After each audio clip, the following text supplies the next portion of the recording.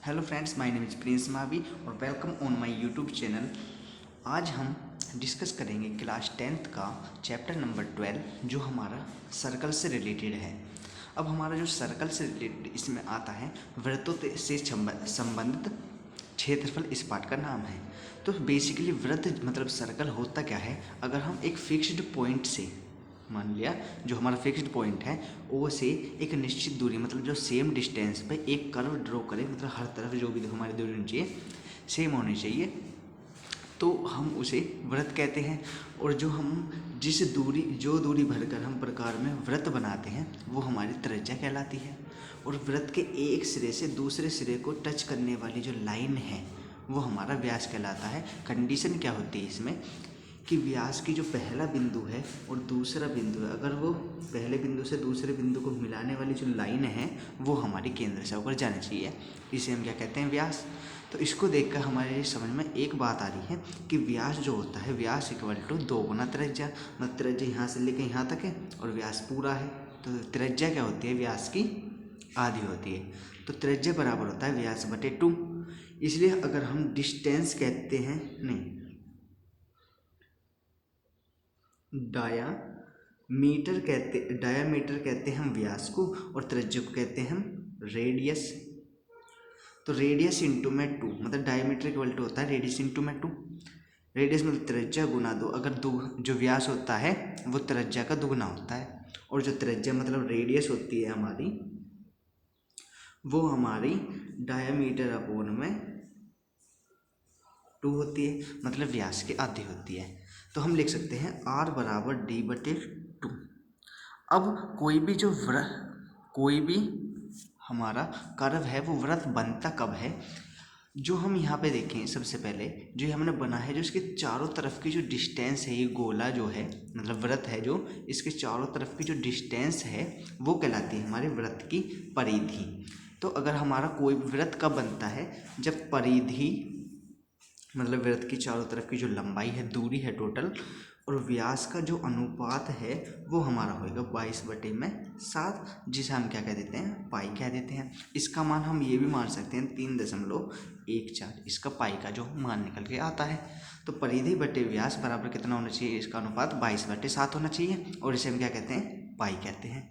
अब यहाँ से एक नियम निकाल लेंगे, जो परिधि भी हमें ज्ञात करनी है, अगर किसी भी सर्कल की हमें परिधि ज्ञात करनी है तो उसके लिए हमारे पास नियम आता है कि परिधि बराबर में यहाँ पे पाई है, पाई गुना में व्यास।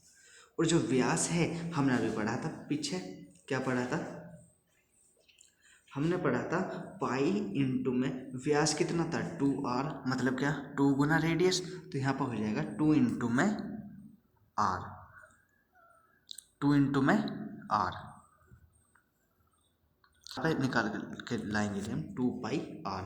तो वृत्त की परिधि हमारी क्या होती है, 2πr होती है, ठीक है। और जो हमारा वृत्त का क्षेत्रफल है, वृत्त का क्षेत्रफल हमारा होता है πr²। अगर हम एनसीईआरटी क्लास 10th की एनसीईआरटी में देखें तो इसके क्षेत्रफल का फॉर्मूला हमें दे रखा है, परिधि का फॉर्मूला दे रखा है। अब इससे हम कुछ क्वेश्चन देखेंगे। परिधि का माना तो हम मान लेंगे, जैसे माना एक वृत्त की त्रिज्या, हमारा कोई वृत्त है और उसकी त्रिज्या हमारे 7 सेंटीमीटर है, तो हमें क्या ज्ञात करनी है, उसकी परिधि ज्ञात करनी है। तो हमें पता है कि वृत्त की परिधि होती है क्या, वृत्त की परिधि होती है हमारी, वृत्त की परिधि 2πr। और 2πr का अगर हम फॉर्मूला यहाँ पे लगा देंगे, देखो वृत्त की त्रिज्या भी होती है हमारी, वृत्त की त्रिज्या को हम r से रिप्रेजेंट करते हैं, मतलब r बराबर हमारा हो जाएगा 7 सेंटीमीटर। तो यहाँ पर हो जाएगा 2 इंटू पाई इंटू में क्या हो जाएगा 22, मतलब r कितनी है हमारी 7 सेंटीमीटर। तो 2 गुना में पाई की वैल्यू धरेंगे 22/7 गुना में 7, 7 से 7 हो जाएगा कैंसिल, बचेगा कितना 22 दूनी 44 सेंटीमीटर। अब जो हमारी सरकमफ्रेंस या वृत्त की परिधि की जो यूनिट होती है वो हमारी 44 सेंटीमीटर होती है। ओके, 44 सेंटीमीटर नहीं, केवल सेंटीमीटर होती है। और जो हमारे वृत्त का क्षेत्रफल है, अगर हम इसी वृत्त का क्षेत्रफल ज्ञात करने लगे वृत्त का क्षेत्रफल क्या होता है, एरिया ऑफ ए सर्कल क्या होता है हमारा, पाई आर स्क्वायर होता है, मतलब पाई इंटू रेडियस का स्क्वायर। तो पाई की वैल्यू रखेंगे 22/7 गुना में कितना, आर की वैल्यू हो जाएगी 7 इंटू में 7, 7 से 7 कैंसिल, 22×7 154 सेंटीमीटर का स्क्वायर।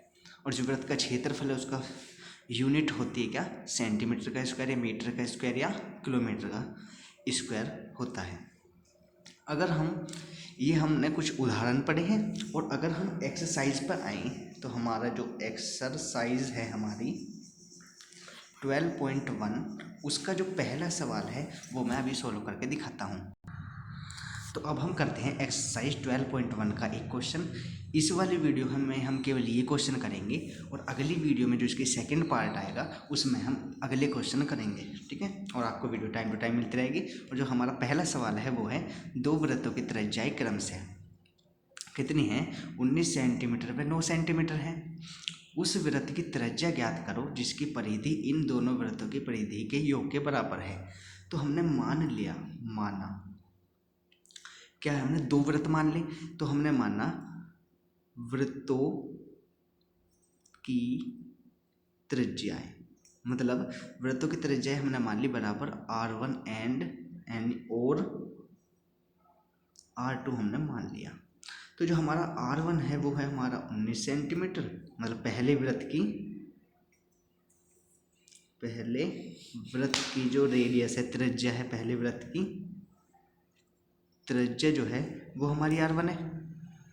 और फिर हम लिख सकते हैं दूसरे वृत्त की त्रिज्या जो है हमारी वो दी गई है 9 सेंटीमीटर, ठीक है। अब हमारा नियम क्या दिया हुआ है या कंडीशन क्या दी हुई है उस वृत्त की, मतलब अगर हम बड़े वृत्त की त्रिज्या ज्ञात करें, क्या त्रिज्या, तो बड़ी वृत्त की त्रिज्या क्या होती है हमारी, कैपिटल आर मान लेंगे।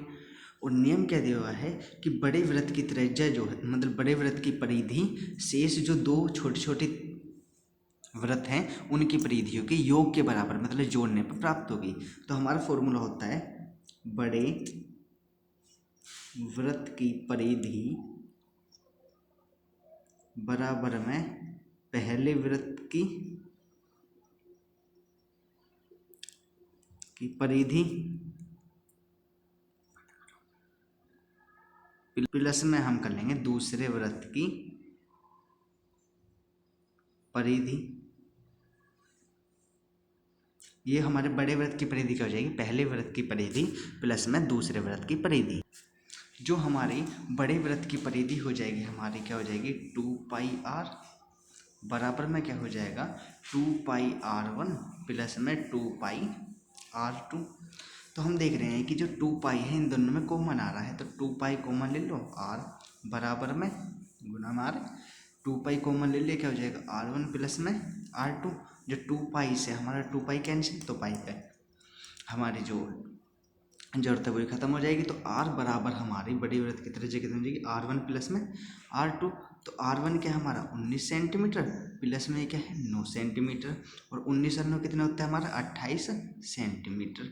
तो जो बड़ी वृत्त की त्रिज्या है वो हमारी 28 सेंटीमीटर हो जाएगी, ठीक है।